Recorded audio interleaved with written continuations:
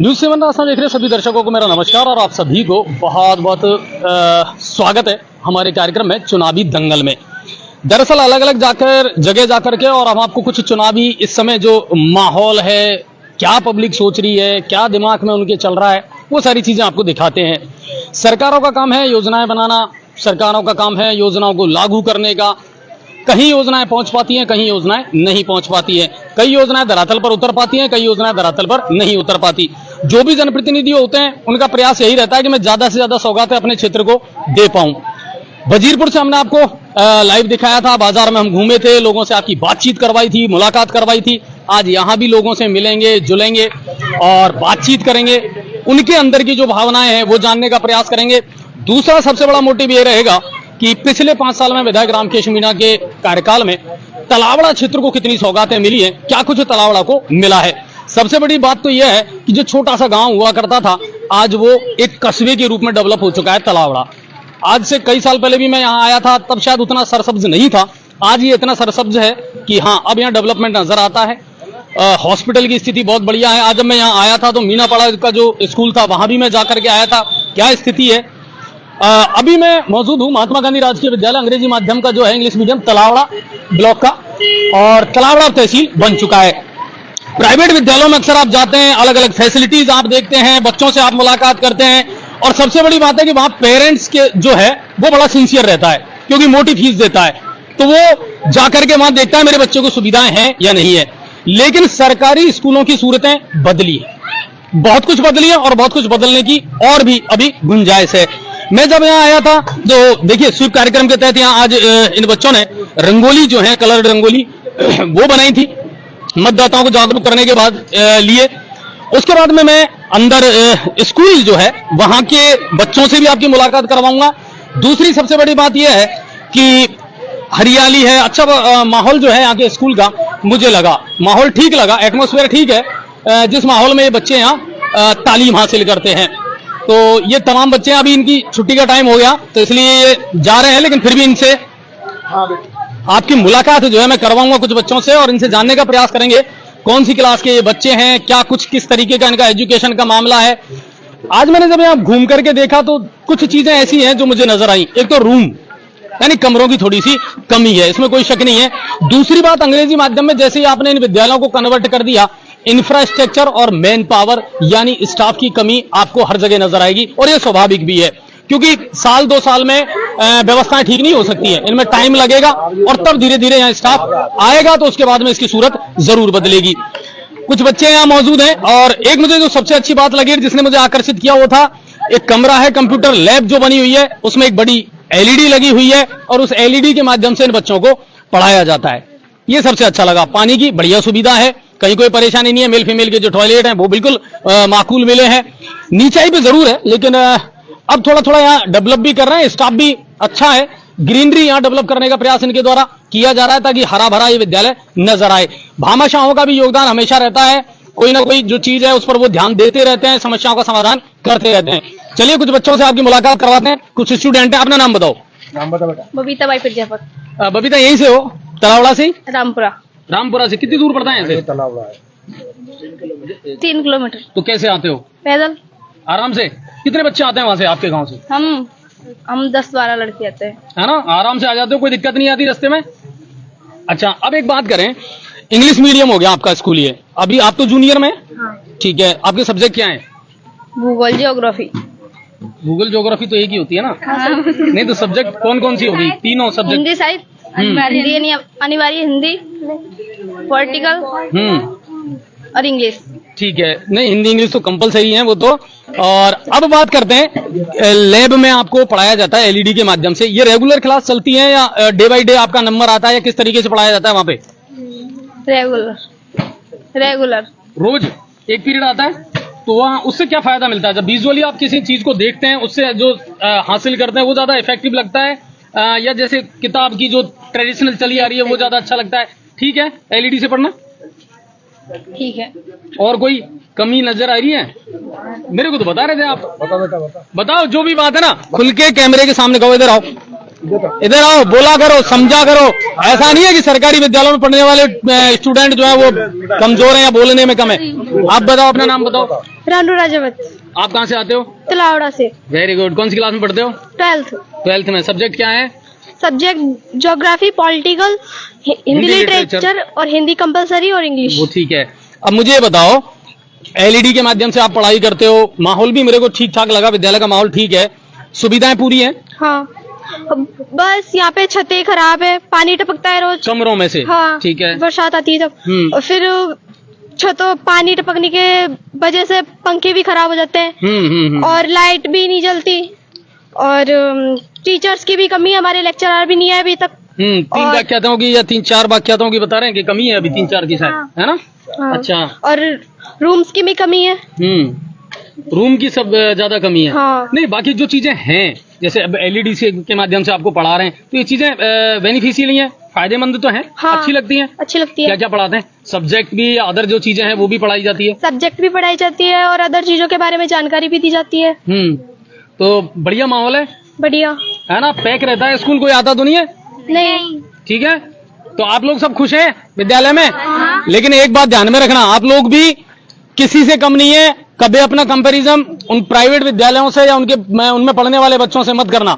आप भी बहुत कुछ अच्छा कर सकते हो, और आपके विद्यालयों में भी अब अच्छी से अच्छी सुविधाएं आपको सरकार के द्वारा दी जा रही है। दी जा रही है कि नहीं दी जा रही है? बहुत सारी सूरत बदल गई अब, पहले की बजाय अब स्कूलों में बहुत अच्छा डेवलपमेंट हो रहा है। बहुत सारी चीजें हो भी रही हैं, जहां नहीं हो पा रही है उसका सबसे बड़ा कारण यह है कि या तो स्टाफ में इच्छा शक्ति नहीं है, या फिर गांव में इच्छा शक्ति नहीं है, या पेरेंट्स साथ नहीं देते। आपके पेरेंट्स जो हैं, अच्छा वो जो यहाँ टीचर है, मैं उनसे पूछना चाहूंगा। आइए सर, कौन थे जो पहले मेरे साथ थे?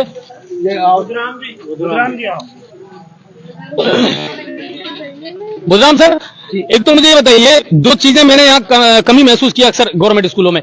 अगर बच्चों की कोई कंप्लेंट है और आप पेरेंट्स को बताते हैं, तो पेरेंट्स ध्यान देते हैं या नहीं देते? जी सर, पेरेंट्स बिल्कुल ध्यान देते हैं और बच्चों को बताते हैं। वो कहते हैं कि सर बिल्कुल दोबारा शिकायत नहीं आएगी। जैसे बच्चे दो आपस में लड़ जाते हैं, उनको जाके बताते हैं। सबसे अच्छी बात यह है, अगर पेरेंट्स साथ नहीं देगा ना, तो फिर स्कूल ज्यादा तरक्की कर नहीं पाएंगे।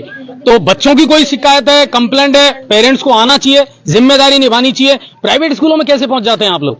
वहां तो हर चीज का ध्यान रखते हैं आप। साहब मेरे बच्चे के लिए आज व्हीकल टाइम पे नहीं पहुंचा, आप कमरा जो है रूम खराब है, आपने वहां एसी चालू नहीं कर रखा, क्योंकि वहां आप मोटी फीस देते हैं, तो आपको वो चिंता रहती है। याद रखें, यहां भी आप ही के बच्चे पढ़ते हैं, यहां आकर के आप रेगुलर इन बच्चों के बारे में मालूम करें।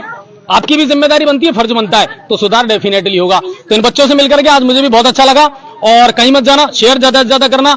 तलावड़ा से आज लाइव चलाएंगे और यहाँ के लोगों की जो चुनावी दंगल है ना, राजनीति का जो मूड है, वो परखने का भी प्रयास हम करेंगे। लेकिन इन बच्चों ने और इस विद्यालय ने मुझे थोड़ा सा प्रभावित किया था। मैं काफी टाइम से सोच रहा था कि सरकारी विद्यालयों में पढ़ने वाले जो बच्चे हैं ना, इनको भी कहीं ना कहीं हाईलाइट किया जाना चाहिए, और ये बहुत जरूरी है। क्योंकि प्राइवेट विद्यालयों के जो बच्चे हैं ना, उनके तो होर्डिंग्स लग जाते हैं, मगर सरकारी विद्यालयों में पढ़ने वाले बच्चों के शायद अखबार में भी जगह नहीं मिल पाती। ये बड़े अफसोस की बात है। तो ऐसा ही एक लाइव फिर दिखाऊंगा आपको तलावड़ा से, अभी कुछ ही देर में। बने रहना हमारे साथ में। ये तो इन बच्चों से लाइव दिखाना था, तो इसलिए दिखा दिया। और सर, हाँ बताओ सर। भारद्वाज जी, मैं ये निवेदन चाहता हूँ कि इस विद्यालय में 91% की बच्चियां, वो ये 51 अच्छा, बच्चियों के परसेंटेज बनाई है, हमारे सवाई माधोपुर का नाम रोशन किया है। वेरी और गुड। कम सीनियर क्लास में भी, हाँ सीनियर में, या 10वीं की जो बोर्ड परीक्षा हाँ, लगी थी ना, क्योंकि ये विद्यालय प्रथम बार बोर्ड का हुआ था। पहले बालिका विद्यालय से माध्यमिक हुआ, और माध्यमिक से सीनियर हुआ, और उसके बाद महात्मा गांधी आया।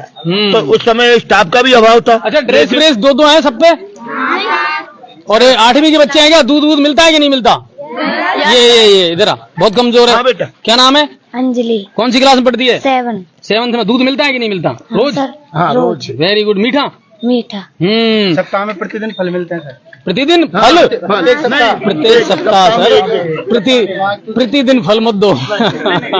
एक दिन मिलता है ना? सुविधाओं में चलिए, बहादुर जी भी हमारे साथ हैं, और अभी बता रहे थे ये बच्ची है। हाँ, ये रचना 2nd पोजीशन पे प्राइज मिला है, एक स्मार्टफोन मिला। स्मार्टफोन क्या किया था? अल्लाह ने ऐसा फोन मिल गया। कार्यक्रम निबंध प्रतियोगिता में काइट पे थे निबंध, राजस्थान विजन 2030 के लिए।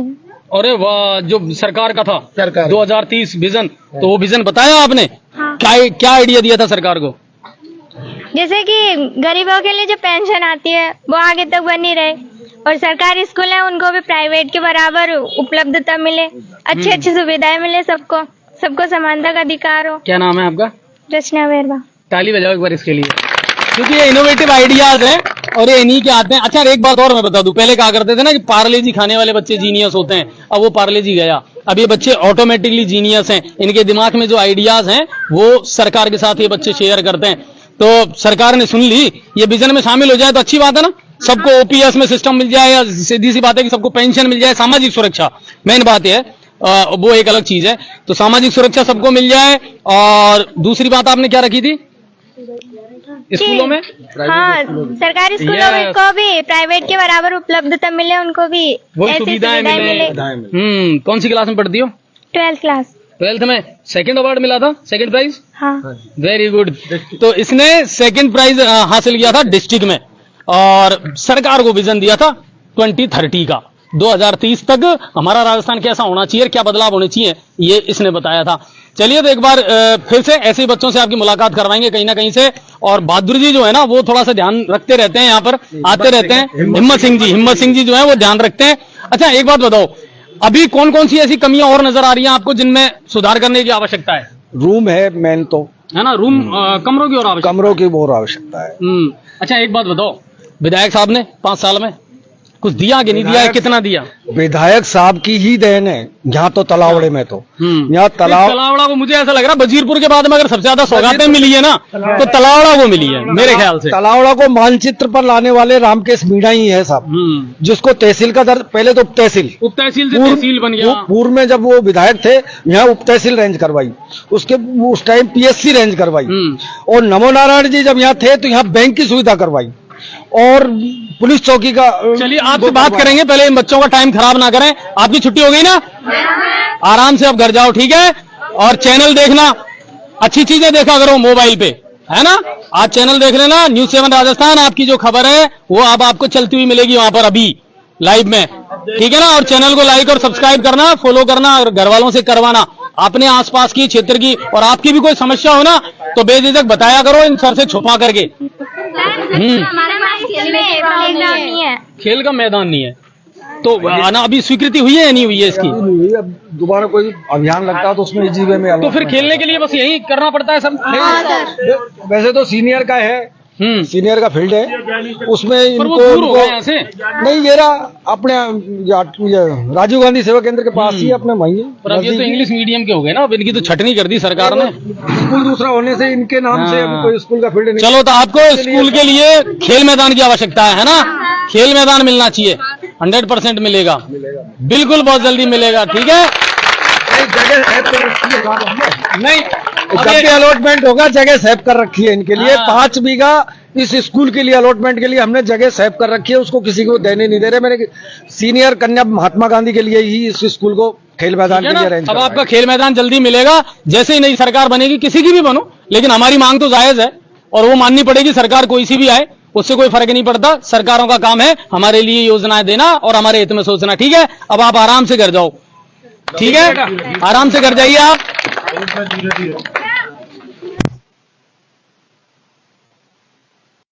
अब आपके शहर गंगापुर सिटी में चिकित्सा के क्षेत्र में नए आयाम, नए भव्य स्वरूप में आया है वर्धमान मल्टी स्पेशलिटी हॉस्पिटल, जिसमें सभी प्रकार की बीमारियों का एक ही छत के नीचे अत्याधुनिक तकनीक से चिकित्सा सुविधा उपलब्ध, जिनमें जनरल मेडिसिन, सर्जरी, गायनिक, शिशु रोग, हड्डी रोग, यूरोलॉजी, दंत रोग चिकित्सा सुविधा उपलब्ध, विशेषज्ञ डॉक्टर्स की टीम, अत्याधुनिक लैब व सभी प्रकार की जांच सुविधा उपलब्ध, सभी प्रकार की योजनाएं जैसे मुख्यमंत्री चिरंजीवी RGHS की सुविधा उपलब्ध। वर्धमान हॉस्पिटल का वादा हर व्यक्ति को निरोगी बनाना।